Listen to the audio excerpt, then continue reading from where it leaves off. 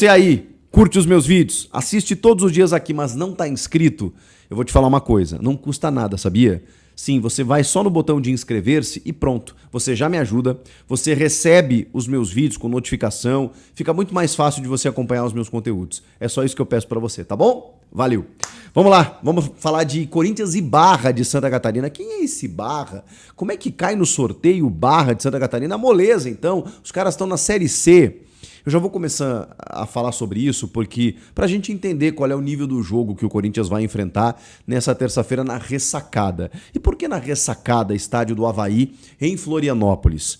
Primeiro que o Barra é de Itajaí, lá perto de Balneário Camboriú, onde tem um grande e altíssimo investimento. Vocês sabem que é uma região muito rica, né? Que tem o maior prédio do Brasil, né, que foi construído recentemente, né, o Sena Tower. Eu já estive lá próximo, inclusive. Dizem que Neymar, Luan Santana, tem alguns empreendimentos por lá. Cristiano Ronaldo também investe naquela região. Mas, enfim, o Barra, ele tem como investidores algumas outras figuras, né? Entre elas um bilionário alemão que também investe no Hoffenheim e tem outros investimentos em outros clubes também. Os caras têm uma estrutura fantástica, ele é chamado de o Mirassol do Sul, né? Ele tem vários apelidos, né? O Barra de Santa Catarina, entre eles o Mirassol do Sul, né? O Mirassol, com uma estrutura muito boa no interior de São Paulo, chegou até a elite do futebol brasileiro. O Barra foi fundado em 2013, então é um clube muito recente e que está até indo mais rápido do que eles imaginavam, por conta de uma estrutura de clube, de centro de treinamento. Tem um estádio lá muito bonitinho, mas para uma capacidade de 5.000 pessoas, que não comporta pelo regulamento um jogo desse tamanho na Copa do Brasil. Por isso que ele vai mandar o seu jogo um pouco mais abaixo do mapa, em Florianópolis, na Ressacada. Entenderam agora? Pois é.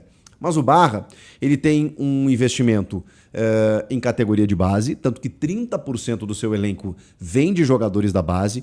Muita gente, muitos empresários têm colocado seus jogadores lá porque percebem no projeto algo sólido e promissor. Haja vista que o Barra foi o campeão da Série D, ele vem de baixo, né? Então ele começa na 4ª divisão nacional e hoje já está na Série C, na 3ª divisão. E daqui a pouco vai começar a alçar voos maiores. É o atual campeão catarinense. Isso pode não parecer nada, mas a gente está falando de um clube da Série D para a Série C e que bateu a Chapecoense na final. A Chape que hoje está na elite do futebol brasileiro, que durante muitos anos esteve na elite, durante 9 anos, se não me engano, foi rebaixada, teve todo o problema lá com um acidente, entrou em crise financeira e tudo mais, e está sendo resgatada agora. Pois a Chape chegou na final com o Barra e perdeu. O Barra foi o campeão catarinense.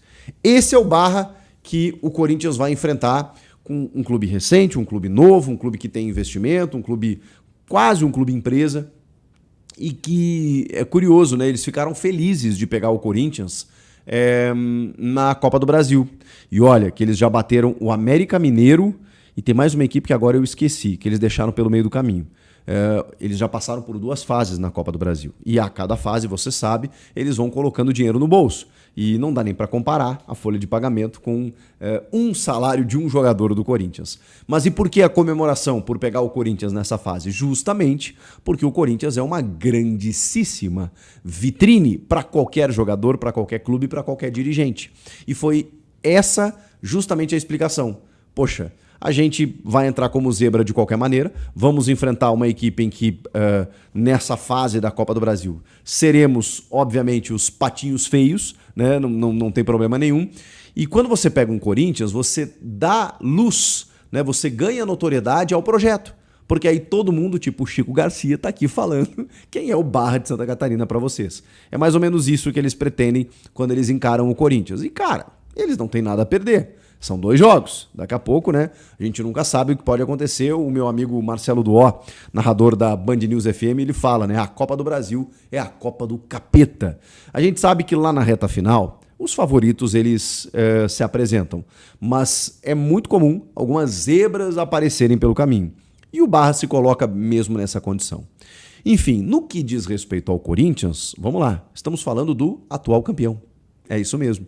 O Corinthians é o atual campeão da Copa do Brasil, o tetracampeão da Copa do Brasil, que bateu o Vasco na final em dezembro, e que agora defende o título de uma Copa supervalorizada, que gera muito dinheiro e que sabemos é onde reside talvez a maior esperança de títulos, porque sabemos que o Campeonato Brasileiro de pontos corridos ele é muito difícil. Haja vista que hoje o Corinthians, por exemplo, na 11ª rodada está na zona do rebaixamento. Então, para a gente pensar em título é um pouco utópico, até pelo que o Palmeiras disparou, mas tem Flamengo ainda como concorrente, poderíamos colocar Bahia, Fluminense e outros postulantes aí, mas o Corinthians realmente não está nessa briga, pelo menos por enquanto, ou pelo menos nesse momento, né?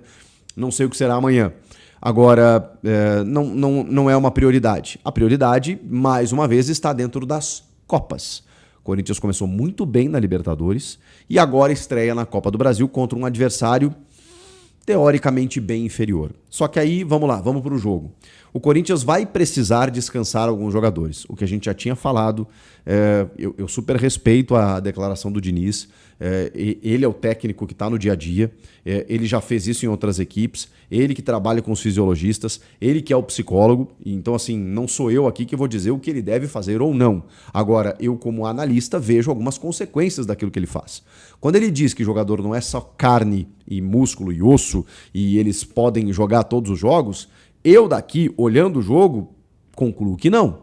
Porque uma hora a perna pesa, outra hora o cara cansa, outra hora o cara lesiona. E isso é uma praxe do que está acontecendo no futebol brasileiro. Mas ele quer ir contra isso, quer botar titulares todos os jogos, tá bem, vamos lá. Acho que é normal, ele tá chegando, ele quer mostrar resultado.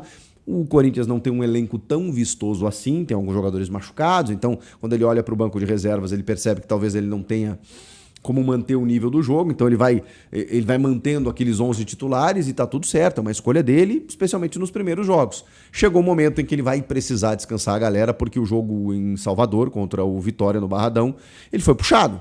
Ele veio de uma sequência grande, os caras descansaram um pouco, o gramado pesado, calor, aquela coisa toda, e aí complicou um pouquinho, e a gente viu que o nível do jogo diminuiu.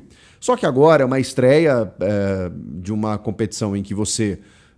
claro, o adversário, eu não imagino, por exemplo, né, o Barra aplicando um 3-0 no Corinthians para o Corinthians reverter na Neoquímica Arena no jogo de volta. Então eu acho que o Corinthians pode vencer, pode empatar, daqui a pouco numa zebra pode perder por um gol, mas ele tem todas as condições de reverter no jogo de volta. E por isso ele opta por descansar esses caras agora, porque tem o Vasco da Gama no fim de semana no Brasileiro, e é onde o Corinthians precisa vencer para sair da zona do rebaixamento. Virou meio que uma prioridade nesse momento. Então você coloca esse jogo num segundo plano, com um olhar atento do tipo, tá, eu não posso vacilar muito, porque é Copa do Brasil, eu sou o atual campeão, é mata-mata, eu vou decidir em casa, mas eu tô com os caras cansados, mas eu tenho que pensar no Vasco também. É mais ou menos nesse cenário caótico que o Diniz está montando a equipe para encarar o Barra nessa terça-feira. Já tem 2 baixas confirmadas, que são a de Hugo Souza, o goleiro, e do volante André. Curiosamente, 2 dos 3 que estão suspensos para o jogo contra o Vasco, por conta das expulsões no derby, por conta das denúncias e punições do STJD. O Hugo Souza está com dores musculares, então já que o Diniz vai, enfim... precisar colocar o Cauê em alguns jogos do Brasileiro pela suspensão do Hugo Souza, ele vai dar um descanso pro Hugo e vai começar com o Cauê, que é um menino bom, assim, um menino que inclusive superou o Felipe Longo na hierarquia e vai ser o goleiro nesse momento, né, o reserva imediato do Hugo Souza. Então ele vai ser o titular. Inclusive, entre os relacionados tem uma novidade, o menino Pietro, o nome do meu filho. O Pietro, de 19 anos, é um dos goleiros, né, já que o Hugo não vai, juntamente do Felipe Longo, nos 3 goleiros que vão defender o Corinthians lá em Florianópolis, Santa Catarina. O André também está fora por uma gripe, o volante André. Curiosamente, também ele vai desfalcar o Corinthians por 2 jogos aí, por conta do gesto obsceno lá no derby, mas ele está fora por conta de uma gripe. Então a gente está tentando montar essa escalação e a gente não tem muita base, né? Muita referência, fora os outros machucados que estão fora, né? O Memphis Depay, o Charles, o Choca, que são jogadores que estão fora também. Então vamos tentar montar esse time. A tendência é que ele descaracterize bem, tá? Mas vamos lá, eu acho que ele vai de Cauê no gol, Mateuzinho e Matheus Bidu nas laterais. Ele pode, tô colocando bem na condicional aqui, porque realmente não há uma confirmação. Mas ele pode botar o Milans e o Angeleri, ou ele pode botar os titulares Mateuzinho e Matheus Bidu. Mateuzinho não vai jogar no Brasileiro, por exemplo. Então ele pode jogar agora, que depois ele vai descansar. O meio de campo tem um pouquinho mais de dúvidas, né? Será que ele vai de Ranieri? ou ele vai de Matheus Pereira e Alan, que são os dois volantes reservas? Eu acho que está mais para isso, tá? Jesse Lingard. Tendência é que Lingard comece entre os titulares. Com o Dieguinho aberto pela direita, o Kaique pela esquerda, tendo sequência, e o Pedro Raul como titular no comando de ataque. É o único centroavante reserva do Yuri Alberto. E o Yuri voltou de um período de lesão, emendou um monte de jogos seguidos.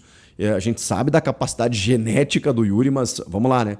A sequência é longa até a Copa do Mundo. Se tem um momento para descansar é esse jogo. E pode ser que ele entre no segundo tempo, ganhe alguns minutos. Às vezes você trabalha com minutagem também, para não precisar tirar o cara, né, todos os 90 minutos e botar só no outro jogo. Não, bota um pouquinho aqui, um pouquinho ali. Isso às vezes faz uma diferença no controle de carga do jogador. Então, cara, a escalação não deve fugir muito disso. Pode ser que ele comece com o Zakaria Labiat junto do Jesse Lingard? Pode ser.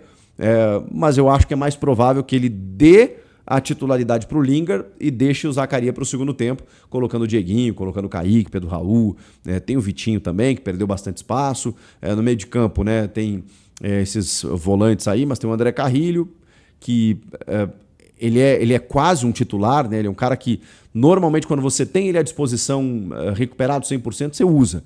Seja na lateral, como volante, aberto pela direita. O Carrilho é um cara muito técnico que todos os treinadores gostam de utilizar. Então, se você tem um momento para dar um descanso para o cara, talvez seja esse. Enfim, é muito difícil a gente prever a escalação, mas são essas as possibilidades mediante aos dois desfalques certos, né, o Hugo Souza e o André, e a tendência de preservação aí de Rodrigo Garro, de Breno Bidon, desses caras aí que estão tendo uma sequência muito grande e que daqui a pouco precisam de um descanso, de um respiro. E aí, dá para arrancar bem na Copa do Brasil? Eu quero ouvi-los. E não deixe de se inscrever no canal.